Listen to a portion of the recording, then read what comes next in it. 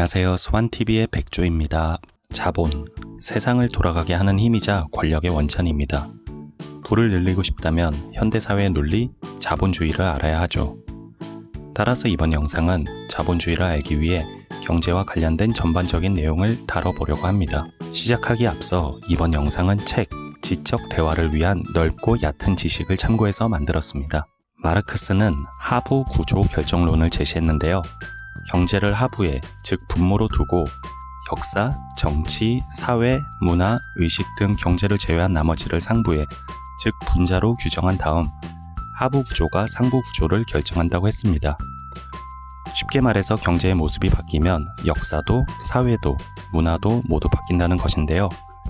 그래서 경제는 매우 중요하고 경제를 이해해야 세계의 모습을 더 정확하게 볼 수 있습니다. 경제체제는 우선 크게 자본주의와 공산주의로 구분됩니다. 그리고 자본주의를 더 세분화하면 세 가지 체제로 구분되는데요.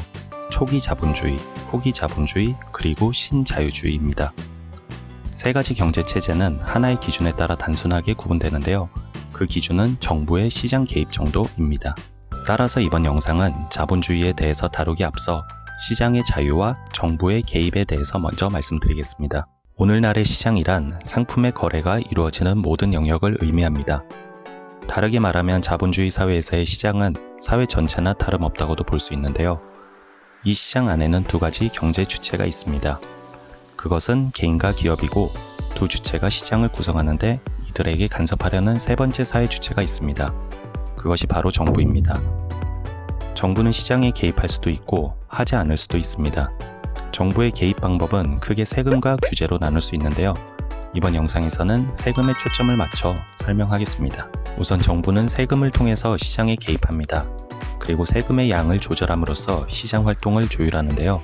세금이 늘어나면 정부는 재정이 안정되고 적극적인 복지를 실현합니다. 반면 세금이 줄어들면 정부의 재정은 축소되고 복지 역시 축소됩니다. 이렇듯 세금과 복지는 비례하는데요. 시장의 자유를 추구하고 정부의 개입을 최소화하는 방법이 있고 반대로 시장의 자유를 축소하고 정부의 개입을 강화하는 방법이 있습니다. 이때 정부의 개입이란 직접적으로 세금을 의미합니다. 그럼 설명을 쉽게 하기 위해 예를 들어 말씀드려 보겠습니다. 세금 제도가 다른 두 사회 1, 2에 A, B, C 세 사람이 살고 있습니다. 이들은 월급쟁이로 A의 월급은 1000만원, B의 월급은 500만원, C의 월급은 100만원입니다. 사회 1은 최소한의 세금만을 요구하는 사회로 세율은 10%입니다.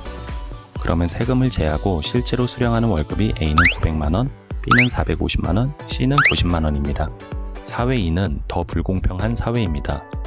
세금 내는 것도 아까운데 누진세 제도까지 있습니다. 누진세는 쉽게 말해 많이 벌면 세금을 내는 비율도 함께 높아지는 제도인데요. 사회 2에 살고 있는 A, B, C의 월급은 그대로인데 누진세 제도로 A에게 부여된 세율은 50%, B는 30%, C는 0%입니다. 그래서 세후 수령하는 월급이 A는 500만원, B는 350만원, C는 100만원인데요. 이런 날강도 같은 사회라고 느껴지겠지만 현대사회의 대부분이 누진세 제도를 시행하고 있습니다. 더 억울한 건 A와 B에게 뜯어낸 엄청난 세금으로 세금을 한 푼 내지 않은 C의 복지를 위해 사용됩니다. 그러면 여기서 어떤 사회가 정당할까요? A는 당연히 상대적으로 세금이 낮고 복지가 낮은, 즉 정부가 개입하지 않아서 자유로운 시장이 형성되어 있는 사회 1을 선호할 것입니다. A에게 정의로운 사회란 자신의 노력과 능력에 따라 얻은 부를 지켜주는 사회죠. 반면 C는 당연히 세금이 높고 복지가 잘 되어 있는 사회 2를 선택할 것입니다. C에게 사회 1은 자신과 같은 사회적 약자들을 돌보지 않는 비인간적인 사회이고 정의로운 사회란 모든 사람이 최소한의 삶이 보장되는 사회일 겁니다.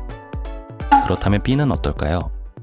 자신의 월급만 본다면 사회 2의 정부가 강도같이 느껴지지만 한편으로는 A가 내는 세금의 양으로 인해 A와 자신의 소득 격차가 줄어들 것이라는 생각도 할 겁니다. 그러면 사회 1과 사회 2의 장점과 단점은 무엇일까요? 사회 1은 우선 세금이 적어서 자유로워 보입니다. 자신이 일한 만큼 벌고 번 만큼 쓸 수 있습니다. 그렇기 때문에 A, B, C는 모두 많이 벌기 위해서 최선을 다해 일할 것이고 이렇게 최선을 다한다는 것은 경쟁한다는 것이므로 경쟁을 통해 기술이 개발되고 서비스의 질이 향상될 것입니다. 하지만 단점은 능력과 노력의 차이라고는 해도 복지를 통한 재분배가 이루어지지 않기 때문에 소득의 격차가 너무 심할 것입니다. A는 자신의 소득이 높은 것에 만족하겠지만 C는 A를 보면서 상대적 박탈감에 시달릴 것입니다. 어느 정도 차이가 나야 열심히 하지 C에게 이건 A와 경쟁할 생각조차 못하게 합니다. C는 노력으로 이런 격차를 좁힐 수 없다는 것을 알고 편법을 쓰거나 반사회적인 방법을 강구할 수도 있고 A를 적대적으로 생각할 수도 있습니다. C의 행동은 사회 일을 불안정하게 만들 것이고 사회 갈등을 높일 수 있습니다. 이런 문제를 해결하는 사회는 세금이 높고 복지가 좋은, 즉 정부가 시장에 적극적으로 개입하는 사회 2처럼 보입니다. 세금을 강력하게 징수해 A의 소득이 C에게 재분배되면 C는 삶이 안정될 것이고 사회적 불만도 줄어들 것입니다. 그리고 B와 C는 A와의 소득 격차가 있긴 하지만 경쟁해볼 만하다고 생각해서 더 열심히 일하고 소비할 수도 있습니다. 하지만 사회 1처럼 사회 전체적으로 경쟁이 치열하지는 않을 것이고 경쟁보다는 자신의 삶의 질에 더 관심을 갖는 분위기가 형성될 것입니다. 그리고 사회 2는 A가 박탈감을 느낄 것 같은데요. 아무리 열심히 일을 해도 소득의 대부분을 세금으로 뺏긴다면 A는 최대한의 노력을 기울이지 않을 것입니다. 또한 A가 아예 이 사회를 떠나 정부의 개입이 적은 사회로 이민을 갈 수도 있겠죠. 이렇게 사회 2는 사회 전체로 본다면 능률과 생산성을 저하시킬 것이고 사회 2 자체로는 문제가 없을 수도 있으나 다른 사회 1과 경쟁해야 하는 상황이라면 사회 2는 경쟁에서 항상 패할 것이고 이는 곧 사회 전반의 생산성 저하와 경기 침체로 이어질 수 있습니다. 어떤 사회를 선택할 것인지는 생각보다 쉽지 않습니다. 장점만을 갖는 사회는 현실적으로 존재하지 않을 뿐더러 가능하지도 않습니다. 어떤 사회를 선택할 것인지의 문제는 완벽한 사회를 찾는 문제가 아니라 누구의 이익이 감소하는 것을 인정할 수 있을지를 판단하는 문제인 것 같습니다. 그럼 정리해 보겠습니다. 정부가 시장에 개입한다는 것은 정부가 세금을 어떻게 부과하는지의 문제였습니다. 정부는 세금을 늘리거나 줄이는 방식으로 시장과 관계하고 세금은 그 사회의 복지 수준을 결정합니다. 이와 같이 세금과 복지의 확대와 축소는 시장의 침체와 활성화를 가져오고 또 사회의 내부적 갈등과 사회적 안정에 영향을 미치기도 합니다. 이상으로 이번 영상은 경제체제를 구분하기에 앞서 시장과 정부의 관계를 살펴봤습니다.